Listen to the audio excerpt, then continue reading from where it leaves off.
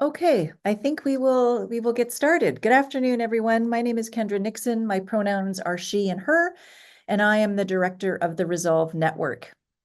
On behalf of Resolve and two of our current projects, one I'll say a little bit in a second, the Awareness to Action Project, which is a family law and family violence project, as well as the Alliance Against Violence and Adversity, or the AVA project as we call it, which is a health research training platform focused on strengthening community health and social services to provide the support and health and wellness of girls and women impacted by violence across the life cycle. I would like to welcome everyone to today's webinar. I'm really excited to have Rhonda speak on the topic, intervening with perpetrators who choose to use coercive control towards their families. We Resolve does webinars quite often. Today's webinar is to recognize November as being a special month in terms of domestic violence prevention and awareness raising across Manitoba, Alberta, and Saskatchewan. Next slide.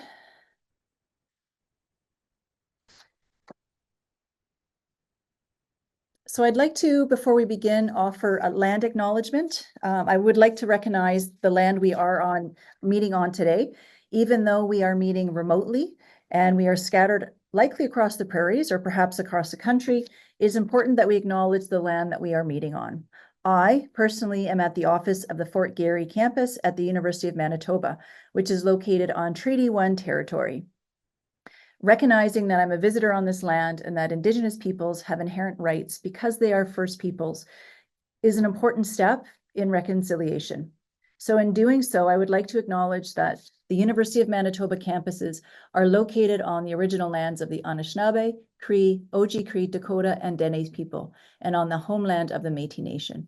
We respect the treaties that were made on these territories. We acknowledge the harms and mistakes of the past, and we dedicate ourselves to move forward in partnership with Indigenous communities in a spirit of reconciliation and collaboration.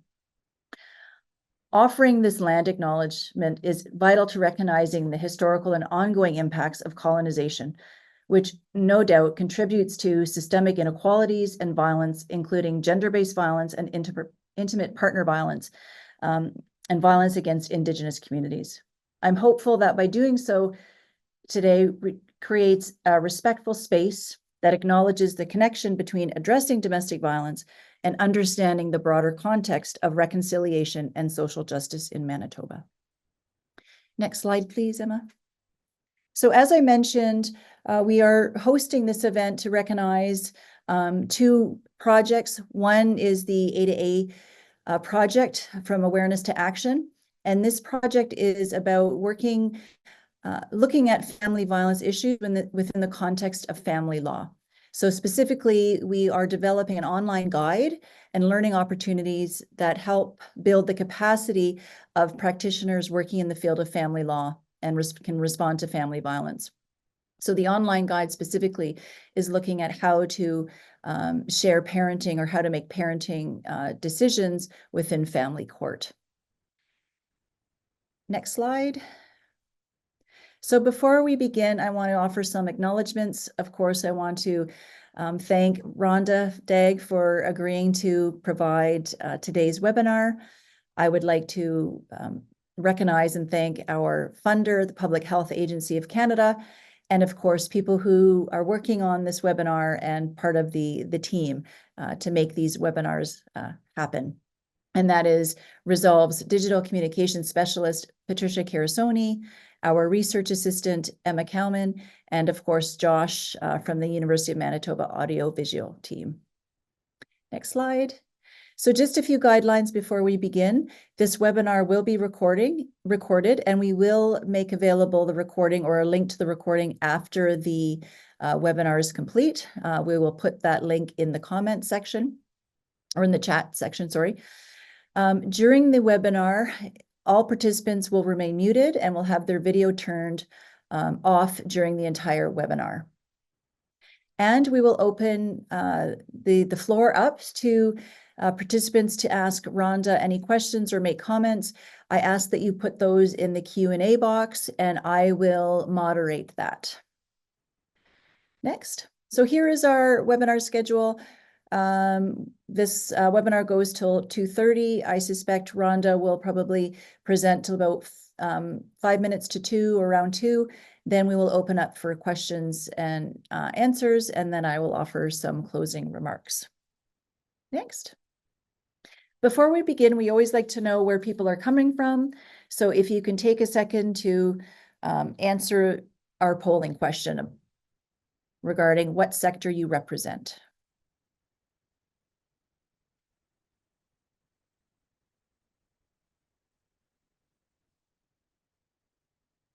And we'll just give maybe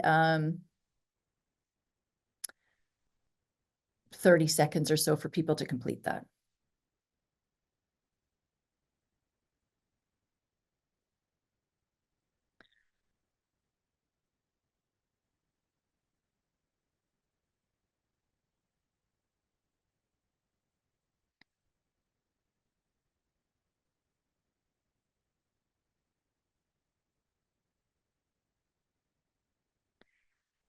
Okay, so maybe take another 10 seconds.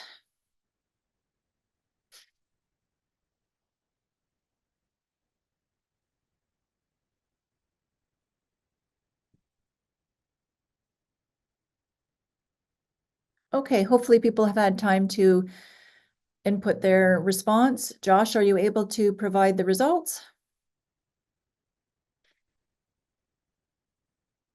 Oh, I guess there's an opportunity to put in other if you selected that.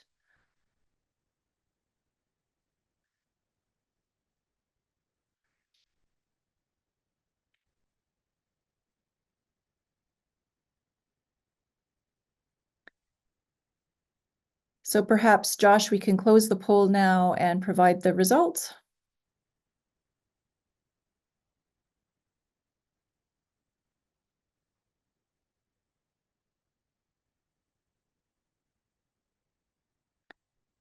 So I'm not seeing the response of the poll.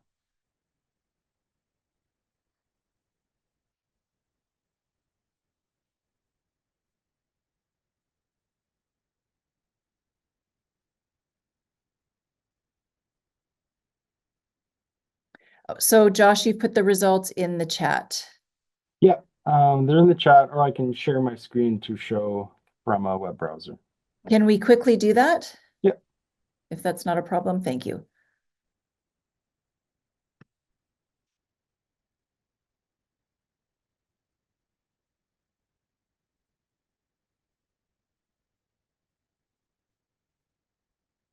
Okay, great. Looks so mostly we've got people, social workers, those working in the shelters, child protection, some police, and some lawyers. Okay. Great. Well, thank you, Josh, for showing that. And again, welcome everyone. So perhaps we can move on to the next slide. Okay. So I want to again welcome Rhonda as today's presenter. I'll just say a little bit about Rhonda, and perhaps Rhonda, you can maybe add a little bit more information. I've known Rhonda for a while within the context of child protection. Rhonda was born and raised in Manitoba and has worked over 25 years working for the government of Manitoba in a variety of roles, including frontline worker, supervisor, business analyst, and a program specialist. In 2019, Rhonda was thrilled to join the Safe and Together Institute as a faculty member, which sparked her passion for working in the field of domestic violence. Rhonda loves having the opportunity to think outside the box. Outside the box and to create training and educational material for staff and the community that is thought-provoking and inspiring. Rhonda is an advocate for families affected by domestic violence and a strong supporter of staff who work with these families. And I know that because I work with Rhonda in that capacity, and I've seen her amazing work. Due to her passion of supporting children affected by domestic violence, she authored a children's book to help children and attends classrooms and youth programs to speak to students about relationships. So without further ado, I will now pass it on to Rhonda. Thank you, Dr. Nixon. So my name is Rhonda and my pronouns are she and her, and I'm just really honored and privileged to be here today to talk about my work. So I'll be talking lots about my experience in my work, in the world of child welfare, but also my work with Safe and Together. And so I'm just going to share my screen so that we can get started.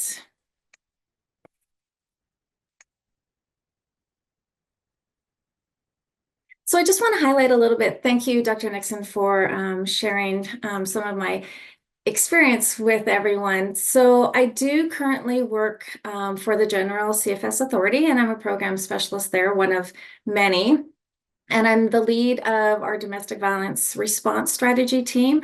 There's 5 of us plus our CEOs on that team. And so the General Authority launched a strategic initiative a number of years ago to address the prevalence of domestic abuse and violence in our province, which is quite prevalent. And so I have the ability to work and on that team and to really advocate for families and staff in doing this work because it's really complex, challenging work. And so I also work for Safe and Together, as Dr. Nixon noted. I'm one of the faculty members, and I work for them and I train internationally on the Safe and Together model, which I am going to use components of that and talk about it today with you all. I did put the website information for Safe and Together and the General CFS Authority if you'd like to have more information about either of those places. And I'm just really honored and privileged to have the experience to work at both places. I do just want to take a moment just to highlight that we will be talking about domestic violence or abuse. And just want to acknowledge that many people have lived experience and that I will be sharing some examples. And so I just want everyone just to be aware that I will share examples that might create feelings. I think there's many of us who either have lived experience or have worked with families. And so I'm just really much aware of how, you know, we might hear something and it might just create feelings for us. So I just want everyone to be aware and to please take care of yourself, whatever that looks like. And just, yeah, stay healthy and safe today. So I do want to start a little bit about our language. And so, you know, when we talk about domestic violence, there's a number of words that we can use that. So it could be called domestic abuse. It could be called intimate partner violence. It could be called gender-based violence. I've heard it called partner abuse, relationship abuse, toxic relationships. And so whatever language you're used to, please continue to do that. I am going to use either domestic violence or domestic abuse, because in the work that we do in child welfare, we're working with families. And so we just really want to highlight that this affects the entire family. So it affects the intimate partner, but it also affects the children and the family functioning. So that's the language I'll use, but please use whatever language fits for your work. I also just want to highlight the Safe and Together model is gender responsive. And so what that means is that you can use this model with any gender, any family around the globe. And I can talk about that because I have trained around the globe for Safe and Together. And so any family, any community. And I also just want to highlight that Safe and Together and the work that I've done, we also just want to acknowledge that it's not gender neutral. And so in this work, we know that domestic abuse is gendered. Every situation needs to be taken seriously. All victims should receive support and services regardless of their gender, regardless of the community they're in. And there are some important differences between male perpetrated abuse and female perpetrated abuse. We also acknowledge in our work just the gender double standards that do exist. And just for us to be really aware, in child welfare, we typically work with moms, we typically work with children. And so part of this model has helped us shift the way we work with families and to really make fathers visible in our work. And so it's really important when we're thinking about assessing that we're assessing our parents at the same standard. And so because we already have high standards for moms as parents in society and in child welfare, we really need to look to make sure that we're assessing dads, if they're in the family, equally. And so because of that, we have to raise our standards of working with men and make them visible in our work. I can say as a worker and a supervisor, I didn't work with a lot of dads. We worked mostly with moms because that's what we were used to. And so this model and our strategy is really shifting to really, look at our work with men and fathers in general. And so to really make them visible in our work. And we do that by holding them accountable. We do that by bringing them into our stories, into our reports. And to really not just hold all the responsibility on moms. And so in my conversations today, you're going to hear me use a couple terms, but I just want to highlight that other jurisdictions and other program areas use different terms. So please use whatever language fits for you. So I will use the word perpetrator, and I like to do that so I can highlight this is the person who causes harm. They're choosing to harm their family.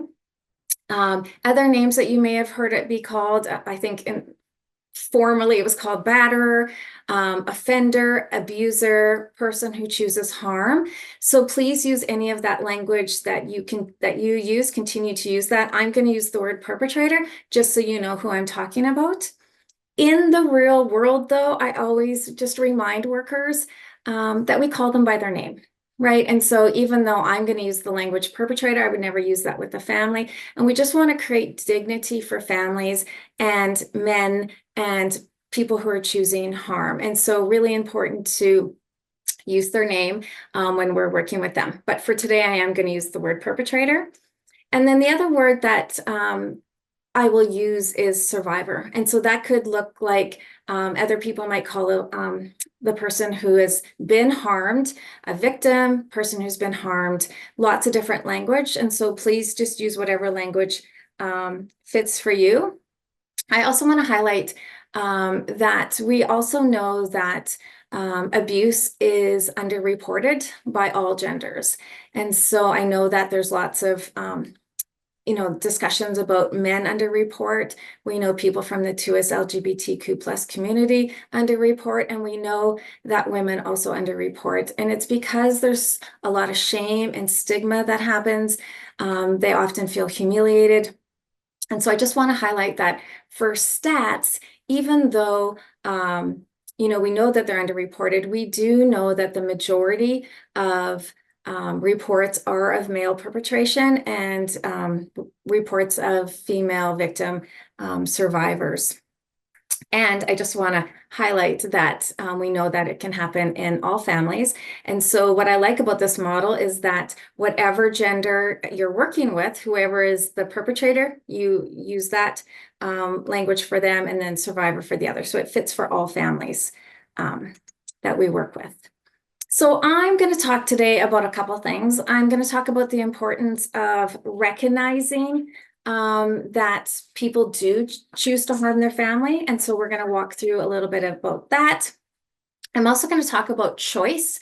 In the Safe and Together model, we talk lots about it being a parenting choice. So we really move away from it being an adult to an adult issue, and really about it being an issue that impacts their partner, the child, and the family. So we will talk about choices.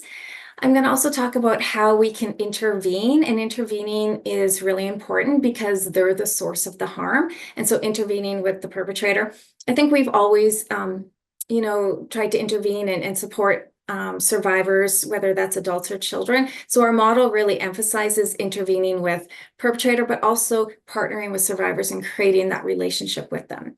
So as we talk about intervening, I'm going to highlight a couple things. So that's how we respond to families when this is happening, how we engage with perpetrators, especially if they're men, because that's the work we typically haven't done. We've kept them invisible, so that's new for staff. And so we spend lots of time talking about that.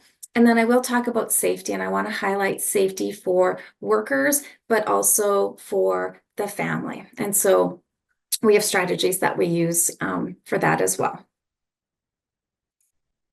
So recognizing, really important for us to recognize that perpetrators use tactics to control. They use them to manipulate, intimidate, exert power over their partner, to create fear for their partner and sometimes their children and family, workers, the system. They have these tactics to create dependency. So that's part of the goal as well, so that their partner doesn't leave. So to create that dependency, they create confusion. They also hurt, humiliate, and can injure. And so just want to highlight that there's lots of different tactics that perpetrators use.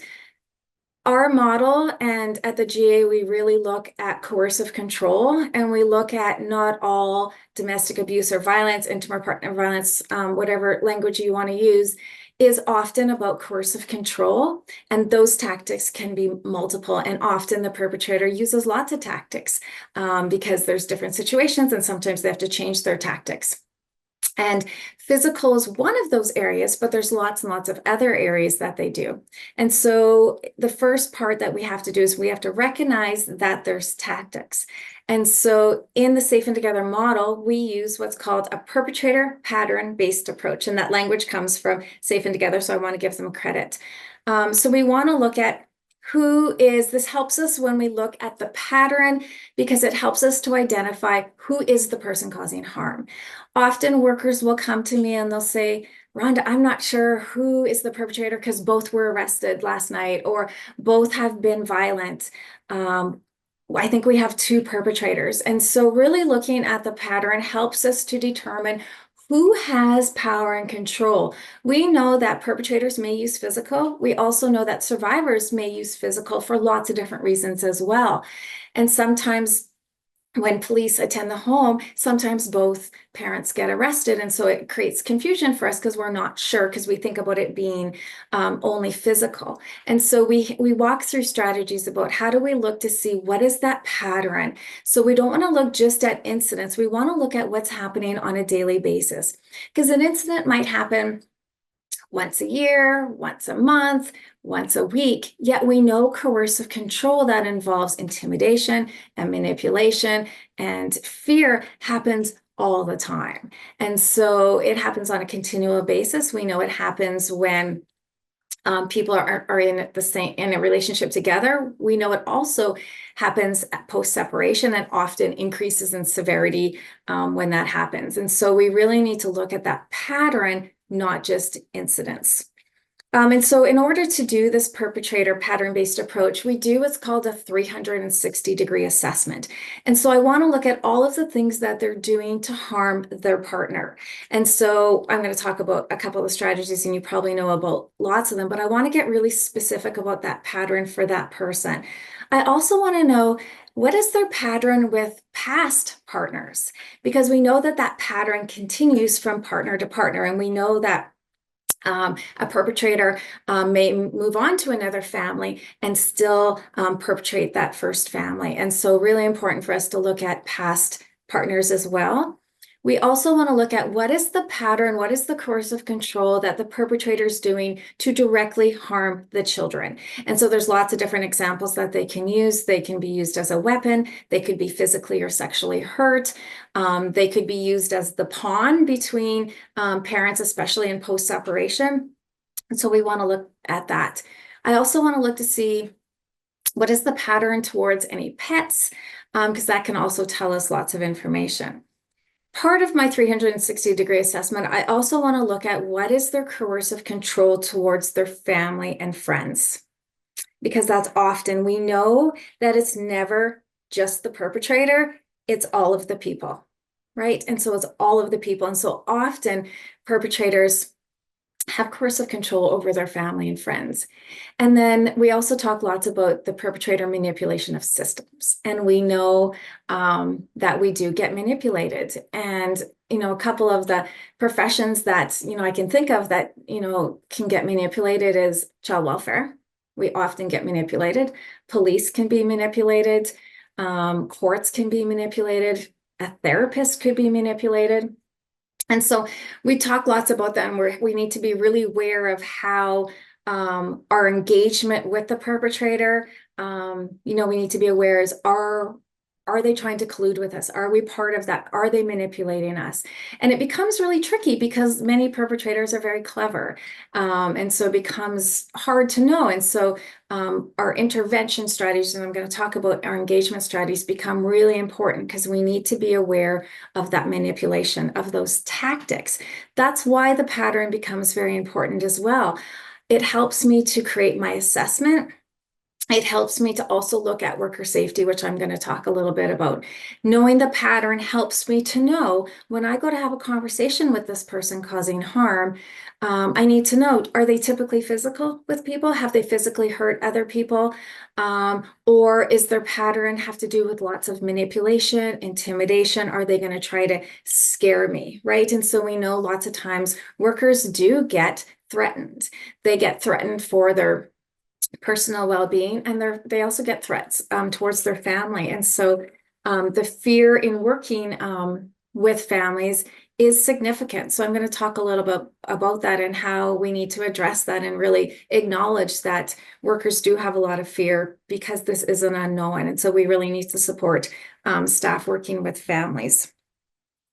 And when I look at the perpetrator pattern-based approach, I need to know the pattern and I need to know the story of their pattern. It becomes really important because I want to be able to talk to the person causing harm about their pattern. I also want to be able to create a case plan to mitigate that pattern. So it becomes really, really important. And so as I mentioned, the Safe and Together model really looks at it. It's not incident-based. Do I want to know about incidents? Absolutely. I want to know specifically what happens in that time. I want to know how often it occurs, and I want to make sure I document that. Documentation is really, really important in this work. It's one of the most important things we can do.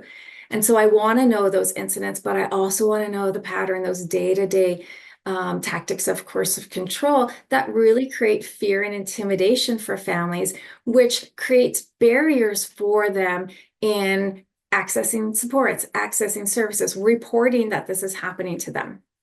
And so we move beyond just incident-based and we look at perpetrator-based. We also don't look at it as it's not relationship-based. It doesn't matter to me their relationship status. This isn't about love. This isn't about who loves who. Love isn't what we're worried about. We're worried about the person causing harm and the violence and abuse and the coercive control that they have. And so we really have to think about it doesn't matter who loves who. Lots of times victim survivors love their partner. Children love their parents. And so we really move beyond, are they together? Are they not? And when we're working with victim survivors, it's important for us to work with them on what they want. They know the family situation better. They also know that if they try to leave or they end the relationship, it could increase the risk for them and their family significantly. So we really need to listen to that and not try to force that. We need to respond to whether they stay, they leave, or they're trying to escape. And so it's not about relationship. It's also not about geography. So I think in my work, if I can be honest, I used to think, okay, I worked lots and it was often dads that were perpetrators. I didn't really work with dads. And so I was like, okay, dad's no longer in the picture. I'm not worried. We have safety. And I was so wrong in that. So just because someone isn't living in the same home, or just because they're maybe out of province, or maybe they're incarcerated, coercive control still happens. And so it's not about geography. It's not about where the perpetrator lives. And we also need to factor in that often coercive control continues after post-separation. And so really important for us to know, because often, we get involved with families after they've separated. I do have an example that I'll share in a bit where dad was incarcerated and he still had significant coercive control over the family. So really important for us to acknowledge that. It's also important, some of the stats that Safe and Together uses is 70% of perpetrators still have connection with their family. And they should, many of them, not all of them, but they're still dad. And so really important for us to think about that. Just because they're not they're not living together and they're not in the home, they're still the parent of the children. And so really important for us, because if they're having contact, how do we do that in a safe way? How do we look at the pattern? How do we help the perpetrator to make different choices and to be a safer parent?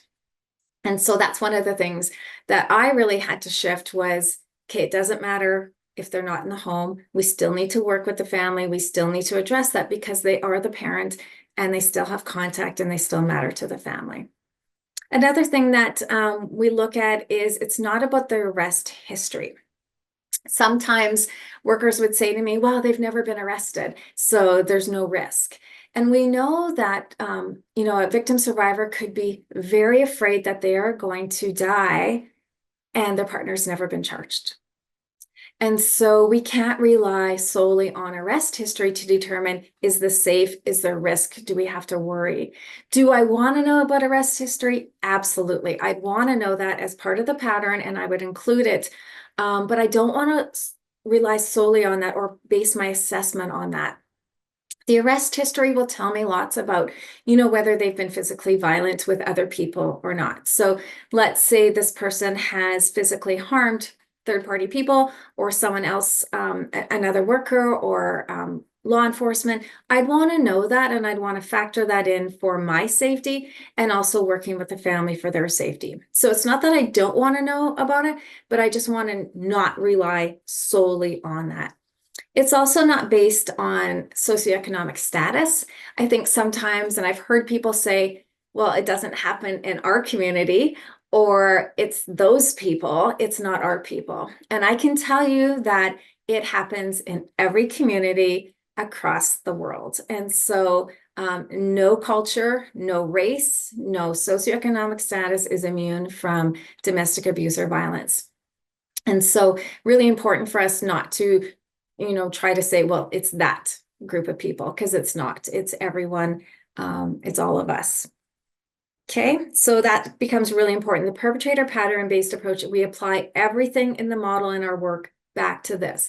When I look at the strengths of the survivor in context of perpetrator pattern-based approach. So I'll give you an example. So we look for the ways that the survivor creates safety for them and their children, how they create healing from trauma, how they create stability and nurturance.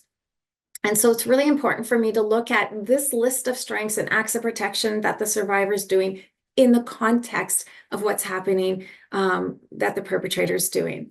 If, let's say, for an example, the victim survivor was a female, we know that we have higher expectations for moms as parents. And so if I have those expectations, I might think, well, that's just what moms do.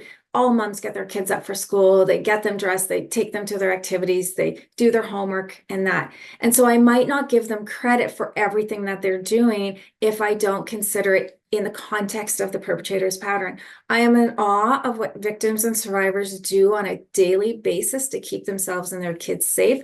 And when I understand that list of things that they do, in the context of what they're going through on a daily basis, by knowing that pattern, it really emphasizes the things that survivors are willing to do to create safety for their family. I also want to highlight that the Safe and Together model is not a no removal model.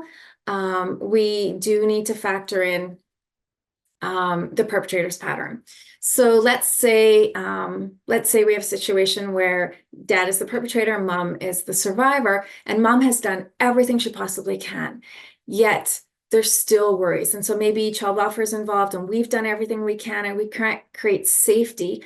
We've moved away from saying mom failed to protect because we understand mom can't control dad's behaviors. And so then we put it in the context of his behaviors are so dangerous, they're so worrisome that we can't create safety. And so we need to look at something else. And so we move away from saying the survivor failed to protect, and we really look at in the context of the perpetrator's pattern-based approach. I want to highlight Choice. And this is one of the things that Safe and Together and we implemented the general authority, is that this is really about someone choosing to cause harm. And so we move away from it being an adult to an adult issue, and we really make it child-centered, and we look at it as a parenting choice. And I have to say that I've used that language, and I've talked to perpetrators using that language about a choice that they're making. I think it really helps, and I'm going to talk a little bit about that, about connecting impact. I think it's important for them to understand that what they're doing, their actions and their behaviors, is impacting their children. And I got to say, there's some dads I was talking to, they really didn't know. They didn't know that it was causing harm to their children and to their family. And so I think part of it is providing that education for them, and understanding you're not just hurting your partner, you're actually impacting your children. And so I think it's a way to help create that motivation for change.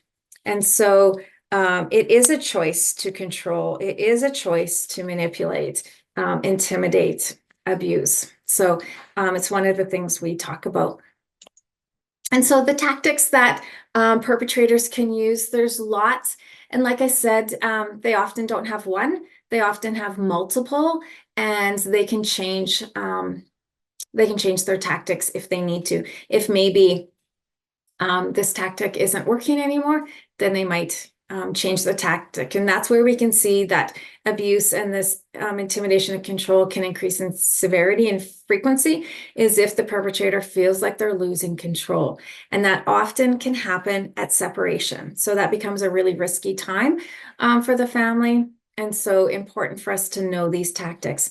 And so you've heard many of these. I'll just, name them, won't go through them in a lot of detail. Financial. I find financial is very common, and I think that's because it's a powerful tactic. I think if you take away someone's ability to provide for themselves and their children, it becomes a really powerful tactic to create dependency, and feelings of, self-worth and self-esteem, and, that isolation and not knowing how to get out of the situation. And so financial is really a powerful tactic. Sexual is common as well. We have lots of situations where people are married and the perpetrator chooses to sexually abuse their partner. And so that could look like anything from forcing acts. It could look at rape, any of those things. It could look at affecting pregnancies, birth control, STIs, lots of different examples for sexual. Emotional abuse, I would say, probably happens in every scenario. It's pretty hard to not be emotionally abused. Lots of tactics are used there: isolation, intimidation, manipulation, gaslighting, any of those to create just that harm to someone's sense of feeling. And also psychologically, I think gaslighting is a good example of that, where it really changes your perception of reality and you start to not even know what's real and not real anymore. And then, of course, I want to add physical, because that is a tactic that sometimes perpetrators will use. I also know examples of a perpetrator never used physical because they didn't need to. They were able to create that intimidation and fear without ever laying a hand on them. Or maybe just their gesture, their body positioning, just having a bigger statue than the victim, can all be methods of creating that intimidation without, or that physical intimidation, getting in their personal space. And then I do know of an example where, the perpetrator did hit once and only needed to hit once because that fear was created, and so never needed to use physical again. So really important for us to look beyond just physical. And then I also just want to highlight, I know that there's been a webinar on strangulation, and it's just one of those things that is really, really high risk. And so it's something that we really emphasize in our work, is just if there has been a pattern of strangulation, that is very, very serious, and it's really high risk for families. So a little bit more about parenting choice. It's not about anger. Sometimes people think it's about the perpetrator having an anger management issue, and that's not the case. everyone gets angry, but not everyone will abuse. And so really important when we're looking at what service, how can we best help the perpetrator make different choices? And we really look at anger management not being the best service for perpetrators. They often learn new tactics. And so really important to highlight that. We also know that many perpetrators function at work, function in the community, and don't have anger issues in all those other areas. And so it really just highlights that it's a choice. It's not about anyone being angry.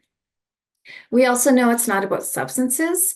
Someone using substances can absolutely affect their decisions, but lots of people drink and they don't abuse. And so that's one of the things we also emphasize. Because what happens is when we do attribute it to substances, then we try to deal with the substances and we ignore the domestic abuse or violence, and then it doesn't change, right? Because it's not about the substances. Because we know that sobriety does not create it doesn't create them to not abuse. And so it sometimes becomes the emphasis, because in our work, especially in child welfare, we're more common used to working with people with substances or mental health. And so that just feels easier and safer for us. And so we deal with that, but we're not dealing with the underlying issue of the domestic abuse, coercive control. It's also not a mental health issue. Abuse is behavior, not a mental health symptom. Okay, and so really important to separate those two. Could someone who chooses to harm have mental health issues? Absolutely. They can have substance abuse issues? Absolutely. But it's not the root cause of it. It's a choice that they're making. Okay, so it's always a choice. Lundy Bancroft is a counselor working with men who abuse, and they said abuse is not a psychological problem, but rather a moral one. An abusive man has a distorted sense of right and wrong and feels justified. Okay, and so really important for us to consider that. And it's about entitlement. It's about feeling like I can do this, and so I will. And so really important to know that it's about the choice that they're making. And in our work, we call it a parenting choice. Very important for us to intervene. If we don't intervene, it's really hard to create safety, because often a perpetrator wouldn't do it on their own. They might, but typically there needs to be some type of intervention to help them to make that change. And so we intervene by responding and engaging. So I respond to hold the perpetrator accountable for their behaviors. And so if in my work, I usually work with the victim survivor, really important to shift that accountability to the person causing harm. And I want to shift that because they are the ones who can determine if the family is safe. They ultimately decide. I can do everything in my power to try to help the family, but they ultimately have that decision. And so really important for us to help them to make different choices. We need them to change, and the family needs them to change. I need to make them visible in our work. And so in order to do that, I need to engage with them. And so we spend a lot of time talking about engagement strategies. So our purpose for having conversations with perpetrators is to hold them accountable, to help them to connect their behaviors and actions to the impact they're having on their family. And so really connecting it to children and the family functioning. I know that I've had conversations with perpetrators, and I can say lots of things. And when I connect it or I use the voice of the child, that is when I see a significant change in their body or their posturing or their facial expression, that it gives me some hope that we've found their motivation. Sometimes criminal, proceedings, being arrested, having a protection order, that might be motivation for someone. But I find that really, if we can look at the voice of the child, that is where we see a lot of opportunity to help motivate them. And then part of my conversation with them is to assess, are they willing to make the changes? They ultimately make that choice. I just need to assess it. I need to ask them, and then I need to evaluate it. So in our training, we talk about strategies, and we try to help workers, especially if they haven't worked with a lot of perpetrators or if they haven't worked with a lot of men before. So when we engage, the first thing that we actually have to do is we actually have to find them. I think lots of workers have said to me, he won't engage with us. And when I really ask and I, dig a little deeper, I'll say, okay, well, what have we tried to find him? And often it's like, well, I left him a message, or I didn't try, or he's incarcerated. Which my response is, well, good, we know where they are. And so we can engage with them there. So that's kind of one of the first things that's really important, is just to highlight the importance and the purpose of engaging. And I think it's important for workers to understand why, what's the purpose, and it is to hold them accountable and to assess for change. And so how we do that and how I work with perpetrators is really about treating them on a human level. And so it's really important to understand that these are parents, or they're in the parenting role. And I haven't met anyone yet that isn't doing the best that they can. And so it's really important. And so one of the first things that I do when working with a perpetrator is to be really honest about my role and what I'm there to do. And I'm there to talk about their parenting. And so I think that really sets the stage for, this is going to be a conversation about you, your parenting, and your children. I'm not there to try to get them to admit anything, because we know that that doesn't equal safety. And I have two really good examples that people have heard me share. There's one dad that I was working with, and there was a lot of fighting and yelling in the home, and he and I were chatting, and we had a great conversation about the impact that yelling has on his children. And it was really textbook.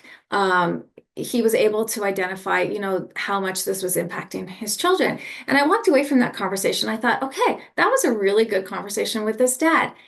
And a week later, he harmed his partner in front of the kids.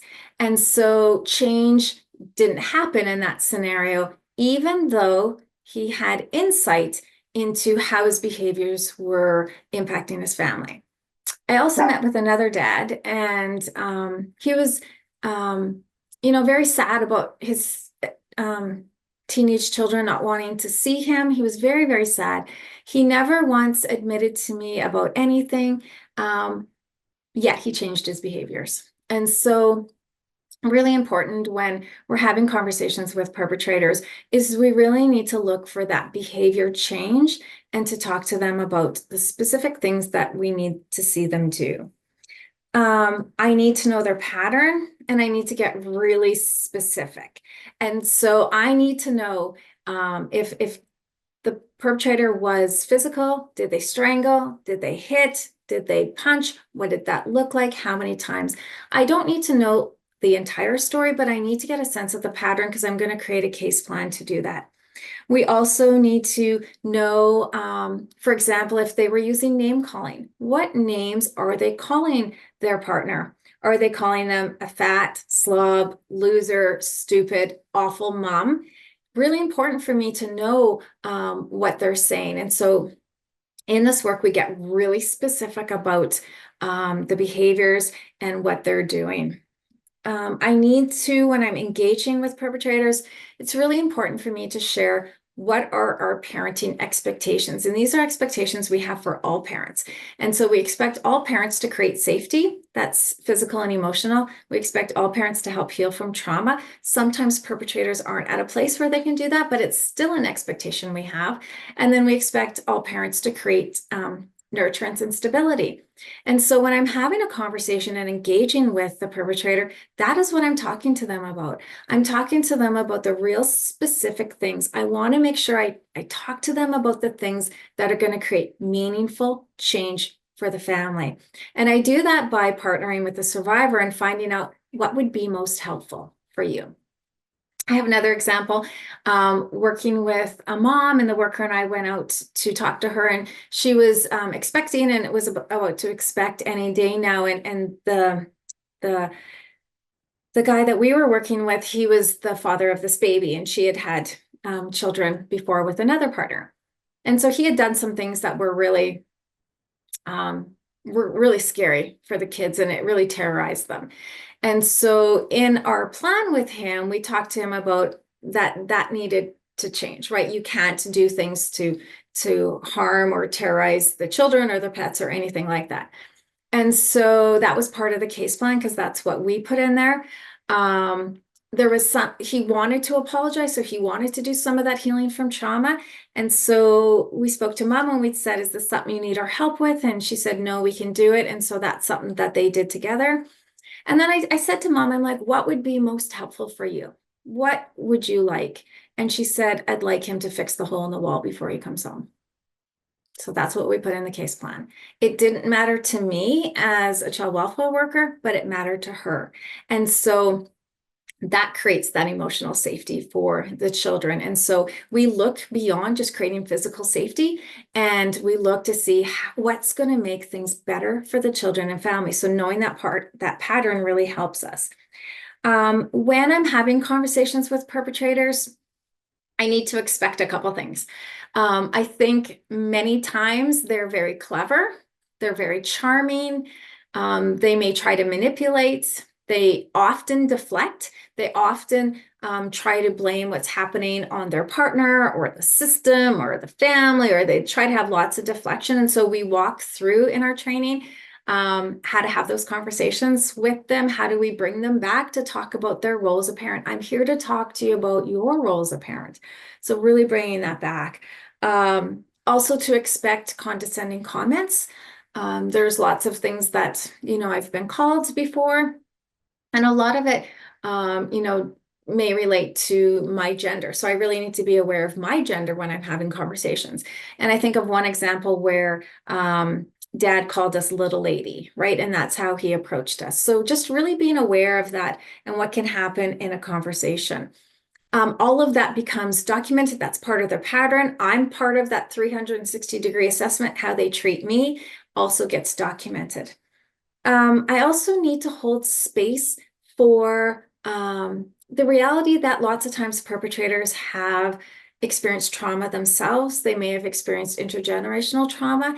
And so we walk through that lots with staff about how do you hold space for that, and also help them to see that they're also making a choice. And so both are true. Both stories are true. And so really, looking at that to see how do we still have them make different choices, but also acknowledging the trauma that they've experienced.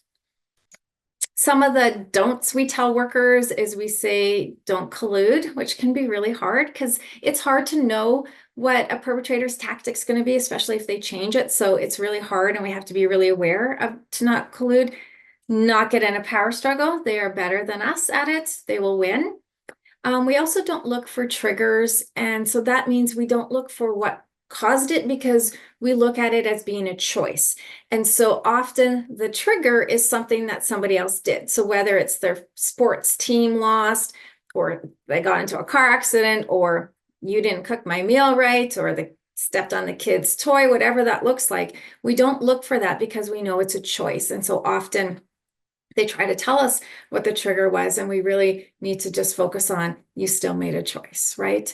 We don't try to get them to admit. Admitting does not equal safety, as I talked about. And we also don't want to humiliate people. We want to treat them on that human level, and acknowledge that their behaviors aren't safe, and that's what we want to change. But we still need to meet with them and acknowledge that they're parents and their spouses and boyfriends or partners. And so really important for us to not humiliate in our work.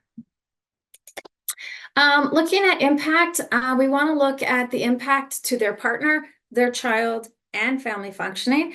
Fathers are valuable and they matter to their family. And here's the thing, children love their parents. So our work needs to look at both parents. We've already been working with victims and survivors. So that's the shift, is we now need to work with the person causing harm. We have to have high expectations for men as parents. We already have high expectations for moms. And so now we need to have that same expectation for dads. Children benefit when fathers create safety, reduce trauma, provide stability and nurturance. So children benefit from that. And it's just really important for us to connect that. And so we have some tools in the Safe and Together model that help us to look at what's the pattern, how does that affect, has it traumatized the children? And we look beyond children witnessing it as being the most traumatic, knowing that hearing it, we know children have really vivid imaginations and they can create a scenario that might be worse. They might be imagining something worse than actually happening. And we also know that just knowing it's happening is very traumatic for kids. And we see examples of children not wanting to go to school because they want to protect their parent. And so lots of examples of not just witnessing, but also knowing and seeing. Often, as I mentioned, they don't know they've caused harm. So it's about connecting the dots for them. It's about connecting and saying, you know, your pattern has affected finances, which has now affected where has affected the housing, and now that affects you know, the children, because now they have to switch schools and they can't go to their activities, and the community center across the street was where the kids would go, and so it's created all those impact. We also need to look at how are they impacting their partner's mental health, their substance use, their ability to make connections attached to the children. So we look at all of those areas, not just directly did they harm the children, but all the other different pathways to do that.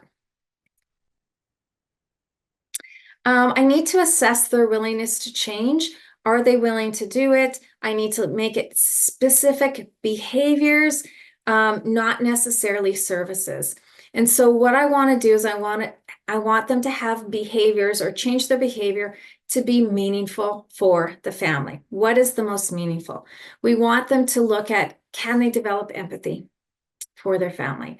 Can they be child-centered?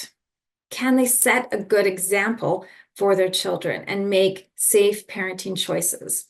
One of the programs that we support and fund in our province is Caring Dads. And this is a 17-week program that it's a group setting for dads to come and work through this. And these are some of the things of the goal of that program, is to really be able to look at being a father and being a safe parent for their children. Safety. I just want to touch on safety before we're done. It's really important for us to look at, when we think about safety, we sometimes think about it as being physical, but it's often emotional. And so I want to talk about both. In child welfare, we often talk about just safety in general, physical safety for staff. Lots of, when I ask workers what they do to keep themselves safe, they have a list of things. It looks like where they meet the family, where they sit in the room, where they position themselves if they're going into the home or the community, if they drive their car, where they're parking it, leaving the gate unlatched, lots of different things that they do to try to keep themselves physically safe, which is really important. Knowing the pattern helps us to know if they've been physical with other people, then we really want to address the physical safety for workers. We want to make sure that they're meeting in the office, that, you know, if we can have 2 people, do we need to have law enforcement join us? So we really need to look at that physical safety. The other area, though, is the emotional safety. And I have an example where I can share my own personal experience where I experienced that. And so a worker had asked me to come with them to talk to a dad in Headingley. So it's one of the prisons here in Manitoba. And so we went and we were talking on the way, and we had our strategy. I was going to lead and they were going to co-facilitate with me. And when we were there, we knew we were physically safe. We were behind the glass, you know, we were talking to dad and we were physically safe. What we didn't prepare for and we didn't plan for was the psychological safety that was impacted. Dad, one of his tactics was to create fear in us, and he did this by looking at us with a look that was so intense and so powerful that I still can remember it exactly when I think about it. And so we weren't really prepared for that. So on the way home, we debriefed and we talked about that. And then as soon as the worker left the car, I called one of my colleagues who is also Safe and Together, and I debriefed with them. And so I just want to highlight that we really need to emphasize that staff have not only just physical, but also emotional. And some of that emotional, the fear, the intimidation, and that can cause a physical reaction in our bodies. And so it's just really important for us to think about safety for us. And so understanding the pattern also helps us to know about our emotional safety so we can plan as best as we can for it. And sometimes we can't plan for it because sometimes something happens that, we've worked with 10 families and I've been okay. And then this one family, something has happened that, it's affected me. So I just really want to highlight that. It really parallels our work with families. It's not just physical how families are impacted, but it's the emotional. And so that same applies for staff. And so really important. So when we're working with families, we talk to them about their safety. And so anytime we're working or intervening with a perpetrator, we need to make sure the family knows. And so I need to partner with the victim survivor to know where's the best location, where's the best time, what's going to be their reaction, how do they feel about my role, what can we do? So I'm going to talk to them on this day. What can we plan for you? How can you keep yourself and the kids safe? And so that sometimes is looking at having someone come stay over or going to stay. We follow up, we check in. It's really important for us and to follow their lead on helping them to create that safety. So we look at just not our own physical safety, but also the emotional safety of us and the families we're working with. So that's it. I think I did okay with my time. If you need to get a hold of me, this is my information. So yes, thank you very much. Wonderful. Thank you so much, Rhonda. That was amazing. I mean, it was very comprehensive, and I love how you provided examples often from your own kind of day-to-day work, working with perpetrators and working with families.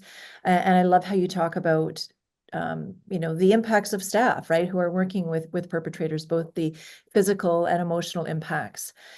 So now I'm going to open it up to questions, if people have any. And I'll give people an opportunity to do that. But in the meantime, maybe I can just ask a couple of kind of my own questions. And I guess, and it kind of ties into what you talked about in terms of the physical and emotional safety of staff. So what, as an organization or as leaders, like organizational leaders, what can we do? And perhaps even as an academic, as an educator, what can we do to prepare staff to work with perpetrators? Because we know the prevalence of domestic violence, of gender-based violence in our community, right? Especially those who are in social work or in an aligned profession, you are going to work with perpetrators. So what can we do to prepare staff and to support them? I think as leadership, I think we need to create a culture where we understand that many people have lived experience, right? So whether it's in my own personal life, my family, friends, or the work I'm doing, we're all impacted, right? And so this work is really, really tough. And so I think creating a culture where we acknowledge that and we create a safe space for us to debrief these situations on a regular basis. I think we do okay when an incident happens or someone's been harmed. But I think we need to make it, just a regular thing every time we debrief, even if it's just 2 minutes, 5 minutes, just to be able to have that conversation, making it just the safe space. Workers have a lot of pride in their work. They never want their supervisor or colleagues to think that they're weak or they can't do their job. And so just normalizing that conversation and understanding a lot of our workforce are women. And a lot of them can be young, just coming out, especially working directly with families. And so just really acknowledging that and supporting them. And I think, understanding that they are being threatened and they are really afraid. They're afraid they're going to say something to create that, they're going to say something that's going to cause the perpetrator to do something. or they're going to physically or emotionally get harmed. And so it's valid. And I think around the globe, it's a general thing. Workers have fear. And so I think, how do we support them in that? Thanks, Rhonda. So I guess similar to that, when you talk about, workers have a lot of pride, right? They may not want to go to their supervisor. So, and we all don't want to admit, we never want to admit that we were wrong or that we got duped or that we were manipulated. And so you said, perpetrators can often be very clever manipulators. So what would be some red flags or sort of signs that someone might think, I think I might be manipulated here? Yeah. Or how do we get staff to be open to that possibility that they're manipulated? When I train for it, we talk lots about preparation. So preparation for safety, but I say you have to prepare. Even if it's like, okay, perpetrators come into the office, I have 2 minutes, prepare. If you can bring someone with you, because they are very clever. And I think I go into it knowing they're going to try to do something. They're going to try to, so I'm just try to be on top of it. We talk lots. I have strategies for them, have some questions that you can refer to. Just, go slower, just be prepared that this is probably going to happen.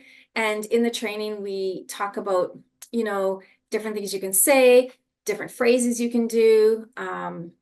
Yeah. And so any of that. And we also talk lots about gender and our intersectionality. So, me coming to the table, talking to someone, whether they're, what gender are they?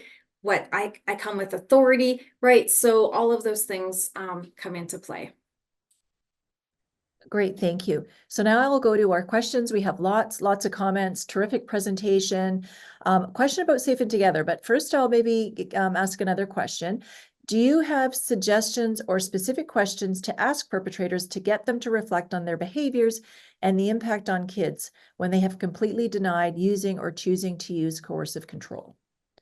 Yeah, I do. I collect them as I go, and so I have the opportunity to hear from many people.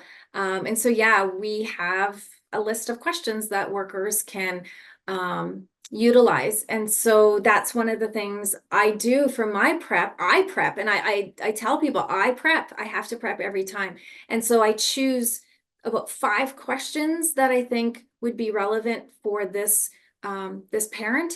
And that also helps me if I'm feeling like, I don't know, I feel like I'm not being able to make that connection, or they're colluding with me, then it gives me an opportunity to look down, catch my breath, and go back up. And so preparing is really important. And yeah, there's lots of questions that you can ask.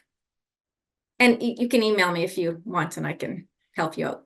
Yeah, well, and I suspect domestic violence is incredibly complex, right? And people experience it and perpetrate it in very unique ways, right? So it's important, like you said, to prepare and come up with specific questions that would get at that particular situation or context, right? So then maybe that will kind of tie into the next question. Is Safe and Together training national? Is it just Manitoba? Is it open to social workers? Is it a training program? I know it's a child welfare, but if you want to maybe say a little bit about that and the questions that you just talked about, that there are questions, are part of like the Safe and Together kind of framework, like tool? Yeah, so the questions are ones that I've just collected through my work with Safe and Together. So every conference I attend or anytime I hear workers talk, I just collect those questions. So they're more of mine. Safe and Together does have questions though for each family member. That's one of the things that the model really emphasizes, is how do we work with the perpetrator, the survivor, and the child. The training is international, so it's around the globe. We do offer training in Manitoba, but also Safe and Together Institute. It's a US-based program, but they offer training around the globe. So anyone can have the training. I've trained people from all sectors. Lots of child welfare. It was originally created for workers in child welfare because there was a gap in our work. But I've trained law enforcement, schools, mental health, substance abuse, advocates, shelters. I've had attorneys. Yeah, lots of people. So it really is for all of us, any of us working with children and families, because it really helps us to have that language when we understand the perpetrator pattern. really helps us to do our work. The model really looks at cross-system collaboration. So how do we all work together, not working in silos? Great. Thanks, Rhonda. And I see Emma has put in the Safe and Together Institute website link. Thank you. Another question. What about mothers as perpetrators of domestic violence? Though it may not be as prevalent as men, but there are still some women who are perpetrators of DV. Do we use the same strategies we use with dads, with mom? Also, would it not be beneficial for there to be programs not only for men as perpetrators of DV, but also programs for women in the same position? So something like, I guess, caring dads. And then last bit to that is, as a family evaluator, I find it difficult to find programs for mothers who've engaged in DV to take, as there seems to be none in comparison to programs available for dads. The model is gender responsive. So absolutely you can use the model if you have a female perpetrator. All the same things would apply. We are used to holding moms accountable.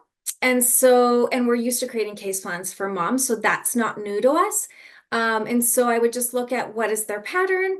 What do we need to change? So the same thing would apply. I'd still talk to them about their parenting choice, how their actions are impacting their partner, their children. I'd still talk to them about the same things and about what we expect of parents. And so absolutely everything still applies. And we have high expectations for moms. So yeah, we kind of already expect them to do stuff. Okay. These are great questions. The next one, are you engaging with or educating journalists so that new and emerging perspectives can be incorporated into their reporting and commentary? We are not. I've been on a couple. I've been invited to do a couple programs, but not enough. Really, we really should, because I think some of the general population doesn't understand, and I think they think it's physical, and I think they'd be surprised. And I've heard people be surprised, as this week someone was surprised that this happens. And so I do think that's an area we could address. Next question. Lawyers can be part of the education process too. And as we saw in our poll, there were some lawyers who are in attendance today. If we have a perpetrator and recognize the use of coercive control, we can point out the behaviors and name it or advise a client that we believe that's what a court might think they're doing, and encourage them to stop, curb, reduce, eliminate the use of those behaviors to increase their chances of success in family court. So not so much a question, but a comment. I think the more people who can have that conversation and hold them accountable, I think is key. That is part of this whole model, is how do we hold them accountable? And it may not be me. Could it be the lawyer? Could it be a family friend? Could it be the employer? Who can do that? Okay. Another great question, and I probably want to follow up with my own similar question, and that is, and it's a bit provocative, and this is why we do these things, right? We want to have these provocative questions. Doesn't keeping everyone, quote unquote, together and questionably safer propagate the abuse, right? If the data is not changing, what is the end point? Good question. Good question. The name Safe and Together comes from the notion that it's our goal to keep the children safe and together with a non-offending parent. That is the goal. And sometimes it's not possible. And I think I'm starting to really shift my thinking in that, there are situations where the perpetrator should not have, contact with their family, and it's not safe. We do work with the survivor to lead that conversation. What do they want? And if we can't create safety, then as child welfare, we would say we can't create safety, but it's because of his behavior. And so we would get to that point if we needed to, if there was a safety concern and we couldn't create it in the family, then we would have to say we need to look at alternatives. And I do have that example. So the dad I met with in the prison, he was getting out and he wanted to go home, and mom wanted to go home. And I understand every reason why she wanted him home, and we couldn't create safety. So our conversation turned to, where can the kids go until we can sort this out? And so they went to grandparents, right? So yeah. And I understand how hard it is for people to leave. It is really hard, and I understand the risks of that. Okay, thanks. Kind of my own question, and Mm-hmm. it's the work that I do. So as you know, my focus tends to be on working with mothers, right? So I guess, and this is maybe being a bit of a devil's advocate, but does defining or conceptualizing domestic violence as a parenting choice imply that women are not recognized as victims in their own right, suggesting that violence only becomes an issue when children are involved? So for me, perhaps, or do you think that this kind of conceptualization reinforces this cultural imperative that women's values are mothers and that they are the natural carers of parents? So do you understand what I'm getting at? Yeah, totally. Good question. I like these kind of conversations. Because we're child welfare, children are involved, but absolutely this can apply. And that's why we go and talk to youth about healthy relationships. Many of them don't have children, but we're still talking to them about that relationship and about still how their behaviors impact their partner. And yeah, so absolutely you could take the notion of the model and absolutely apply it to a family. And it also can be applied to situations of elder abuse and things like that. The notion is still the same, but very good point. And thank you for highlighting that. Well, and I guess it goes back to, what we're seeing in family court. So now with the relatively new changes in the Divorce Act, where the judges and the judiciary are required to consider the best, domestic violence and the best interest of the children, right? That domestic violence is not good for children. And there's been this past idea where families or children need to stay together with their parents, right? So that there should be some co-parenting. And I do a lot of work with women, and this is part of one of the research projects that I mentioned that's actually co-hosting this webinar. Many survivors don't want to have parenting, their spouses to have parenting contact, right? There's this assumption that yes, there should be, unless we can show that there shouldn't be, right? Yeah, I think that's a barrier to this work, and I think it's another shift that would need to require. Dr. Emma Katz is renowned, known for coercive control, and I saw her present, and it was interesting. So she said not all perpetrators should have contact with their children. And in the room, a judge stood up and said, I think I misheard you. I think you said that. And she's like, no, I said that. And so I think that is something that I've now thought about. And I think it would be another shift that would need to occur, that it might be safer for the family not to have contact with the perpetrator. She interviewed lots of moms and children. And I'll never forget that this one child said, I was finally free when I didn't see my dad anymore. And so I think that's really powerful, and I think we need to consider that. Yeah, and we actually have had webinars on this project where we actually had youth or children who are now youth talk about that experience where family courts did give custody or parenting time to them, and they thought it was really another form of abuse, right? We understand that legal abuse or litigation abuse is another tactic, as you talked about, right? To control and manipulate and perpetrate violence against their spouse or even ex-spouse. But okay, let's move on to the next question. I'm just mindful of the time. Yeah. I echo the question about women perpetrators of coercive control. In training, the various sectors, do you see examples of women as perpetrators as well, or is it all about men or fathers? I think sometimes intervention approaches are biased, and it's very challenging for men to get help when they are the survivor. So it's important that we train lawyers, police, health professionals to recognize when women perpetrators are using manipulative tactics. Yeah, I think just in general, we lack services for all parents, and in particular for female perpetrators and male victim survivors. We don't have any programs that I'm aware of, or not as many of programs. We don't have many programs in general. And so if I was working with the family, so our planning with the person causing harm, regardless of gender, is about their behaviors. And so sometimes we say, is a service needed? can they change their behaviors without the service? And sometimes service is needed, but that's what we focus on, is just that change in behavior. There's so much more work to be done. I think we're not even touching part of it, right? I think our 2S LGBTQ plus community doesn't have enough services. I think, yeah, just there's a general lack, but the prevalence is high. And I think we don't even fully know stats because it's underreported. Yeah, absolutely. Two more questions and then we'll wrap Okay. up. I find it very helpful to bring a male staff with me when meeting with male perpetrators if I find I'm getting nowhere. I've been so surprised at how different they act in those meetings.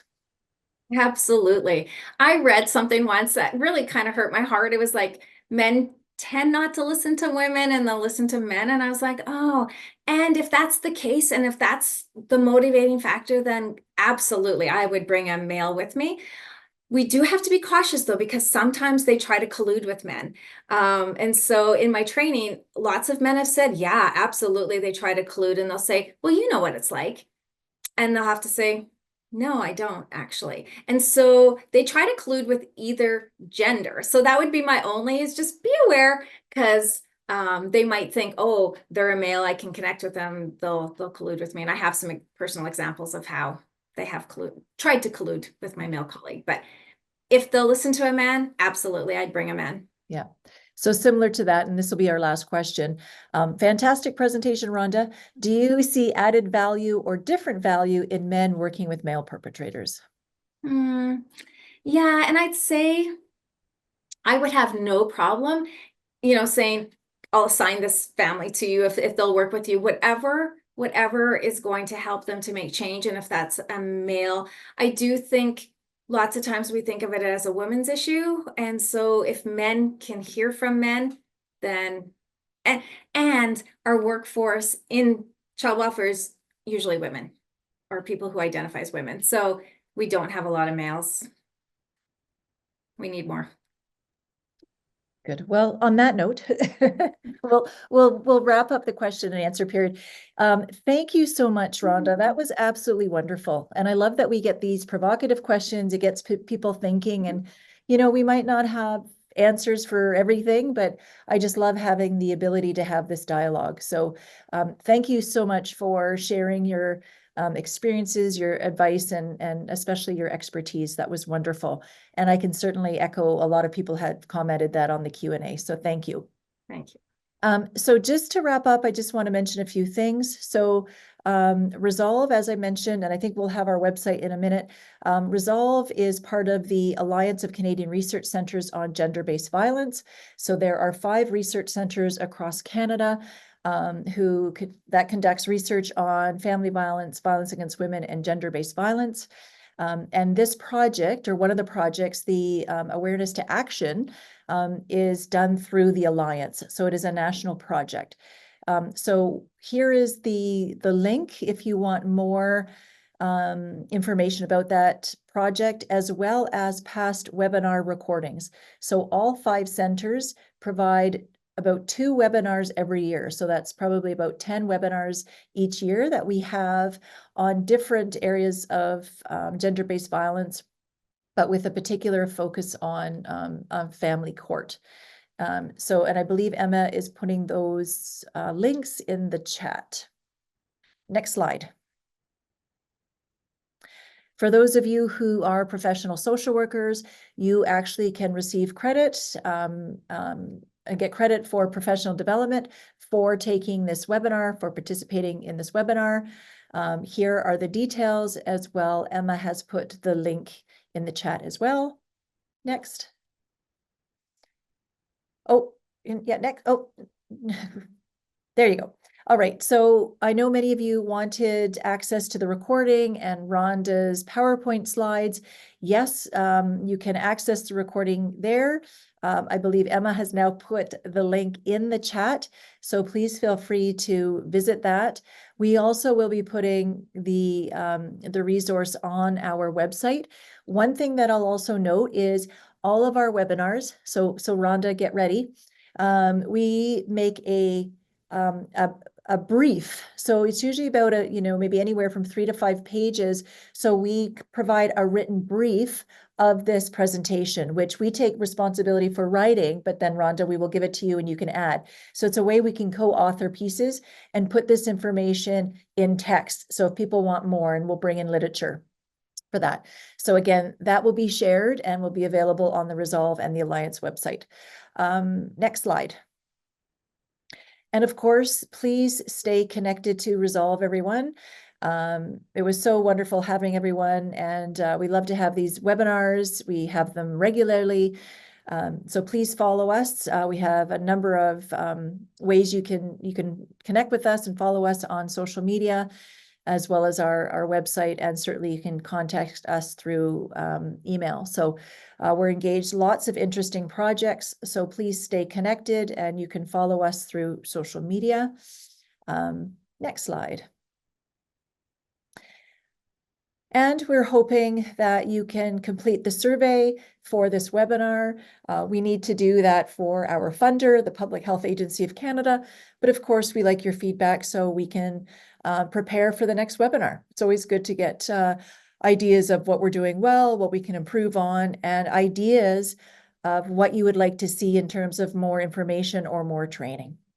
The field is evolving, and so things change. So we always like to get people's thoughts on what more information they want to know about or who they want to hear about. So please access that. And I think, Emma, you put that in the chat as well, the link.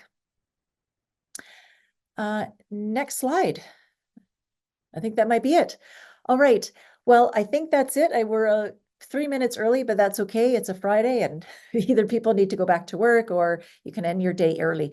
But anyways, Rhonda, I want to thank you again for that amazing presentation, and we'll be in touch about next steps. And I, again, want to thank Josh and Patricia and Emma for organizing the webinar. And of course, I want to thank everyone for attending today and answering those great questions. So I hope everybody has a fantastic rest of the week. Have a great weekend. And hopefully it's not, I'm looking out my window, it's not snowing out too badly now, but everybody take care and stay safe. And thanks again, everyone. Thank you.